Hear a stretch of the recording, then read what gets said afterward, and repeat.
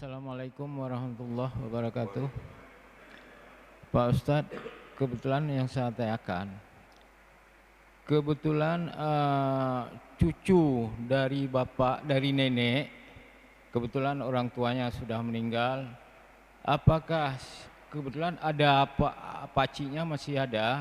Kebetulan si cucu ini dia sebagai penerima. Apakah dia punya hak untuk membatalkan sertifikat yang telah dibuat oleh bapak apanya, pakciknya? Cucu dari bapaknya udah meninggal, kemudian anaknya tinggal. Karena udah dibikin sertifikat oleh pakciknya. Nah, terima kasih. Kepada orang lain, dijual oleh apanya. Sedangkan cucunya ada 2. Gitu. Terima kasih. Ini menyangkut batal membatalkan. Batal membatalkan, ada yang lebih banyak sah di dunia, enggak sah di akhirat. Ini yang paling takut kita.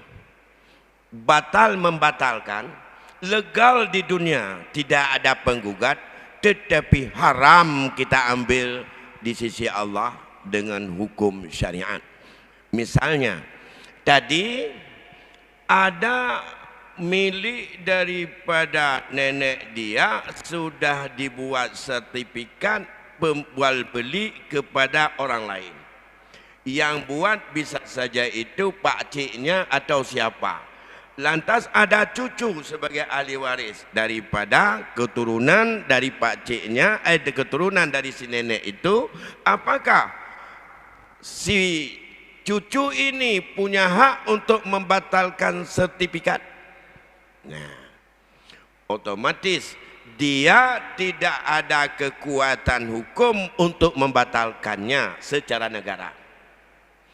Tapi dia sebagai ahli waris yang punya dan diterima, dilindungi oleh undang-undang untuk diterima andai kata dia menggugat sertifikat itu oleh lembaga mahkamah. Yang kedua, setelah diterima, otomatis antara si cucu dengan yang membuat sertifikat atau pemilik sekarang yang berdasarkan sertifikat ini, secara hakikat kita tidak tahu apakah betul-betul sudah dijual oleh pemiliknya kepada orang lain atau tidak. Kalau itu sudah betul-betul sudah dijual, tapi tidak punya alat bukti lain, bagi anaknya ini atau cucu lebih kuat alasan bahwa dikatakan itu yang dijual setelah nenek saya meninggal, seharusnya itu Allah dia tidak sah menjual, karena itu harta jatuh kepada saya, bermacam alasan. Kesimpulan tauhid itu dinamika gugat menggugat itu panjang, alat bukti panjang. Kesimpulan hukum, andai kata tanah yang bersertifikat itu diputuskan oleh mahkamah batal, otomatis tanah itu menjadi warisan untuk diambil oleh si cucu kalau sudah batal. Andai kata hakikatnya tanah yang dibatalkan oleh mahkamah itu adalah betul-betul memang dijualnya sah, sudah miliknya, maka bagi si cucu ini adalah sepotong api neraka bagi dia. Di dunia enggak ada yang gugat. Secara iman dia itu haram memakannya karena hakikatnya bukan milik dia. Yang kedua, andai kata tanah itu mah betul-betul itu adalah palsu ataupun tidak punya hak untuk dijual, tetapi banyak sekarang orang membuat sertifikat bukan miliknya, milik negara juga bisa sertifikat pribadi. Keruang juga sekarang sertifikat kaji ke lampu.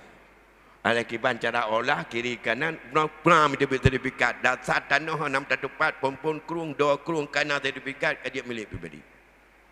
Itu apa hukumnya? Secara duniawi dan lembaga kekuasaan atau negara, tanah itu milik dia. Tidak ada yang bisa gugat, tidak bisa yang untuk diambil oleh orang lain.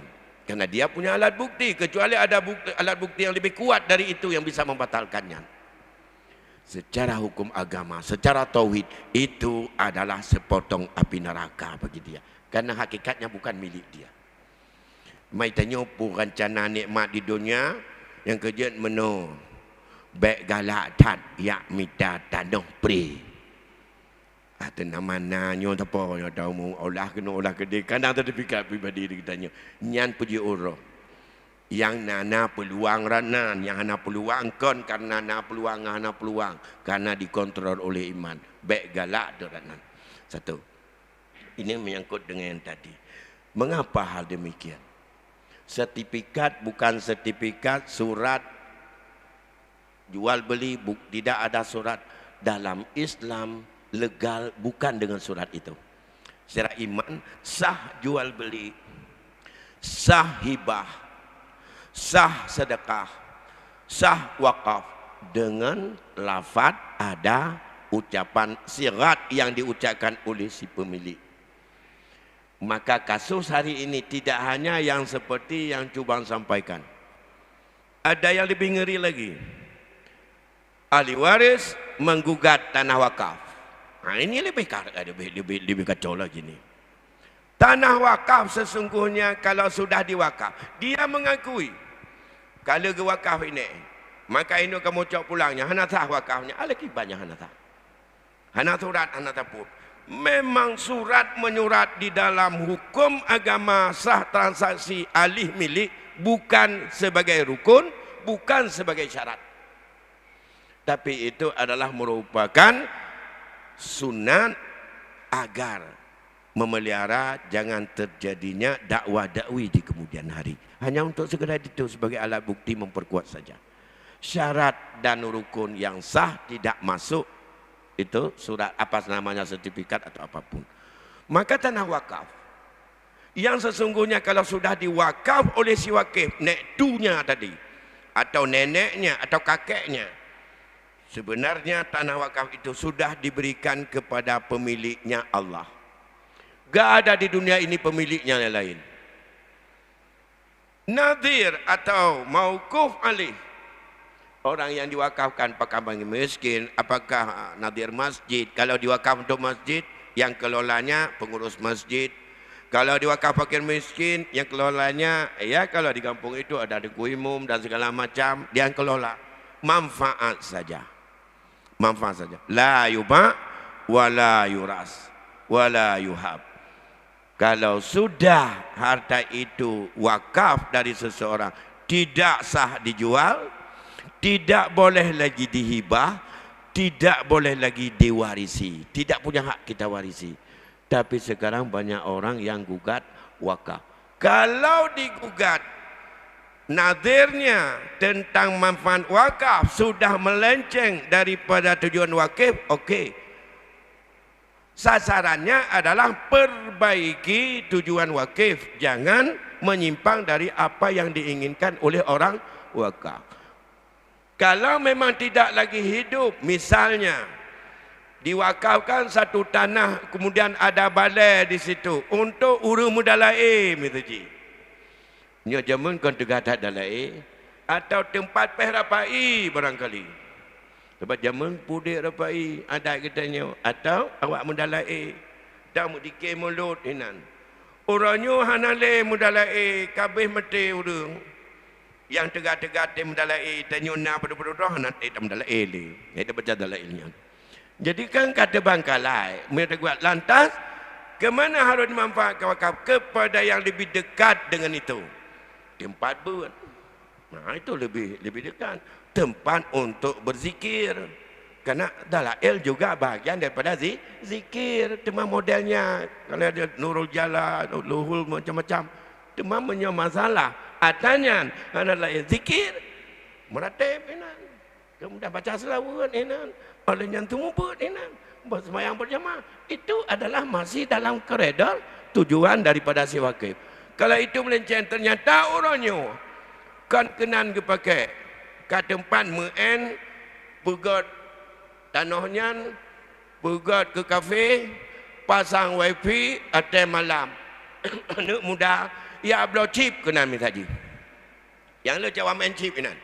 Ini melenceng daripada tujuan wakil.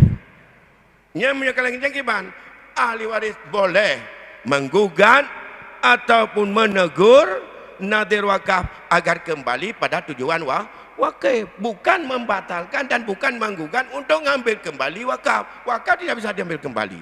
Yang boleh hanya memperbaiki daripada tujuan nadir agar pahalanya terus mengalir sebagaimana tujuan utama. Ini juga yang seperti tadi. Jadi katanya dia memang punya hak untuk dengan bermacam alasan. Tapi resikonya, yakin nggak bahwa itu memang miliknya? Kalau yakin, hakul yakin, dapat hasil gugat, dia yang sah. Tidak menang. Yang memakai itu walaupun dia beli, ia itu tidak halal dia makan karena pasit jual beli karena menjual punya orang. Dalam keluarga orangnya, letak model pulau-pulau ada kau. Ya, tahu-tahu yang tegai nan pulau waju pada dan orang nak gua lam, tahu-tahu yang mengut pulau waju. Ada nu yang na yang kenyan dia empat sama tu. Orang je waktu meninggal. Nah tu kali. Padahal yang ken aliwan yang keken warisan saat meninggal pupu. Gino karena kali mau belatun kemudian ada nawa yang kenyan yang na. Yang berapa harta ditinggal enggak ada tahu lagi. Karena enggak ada lagi. Udah dijual abang, udah beli. Dia abangnya yang kepikir sah pulau-nya. Gimana pulau ada kau? Ada mentang dalam rame-rame lamdum kalau dalam bahasa kita. Inilah yang tidak pernah kita melihat dan kita tidak pernah berpikir. Maka inilah resiko. Baik, mentang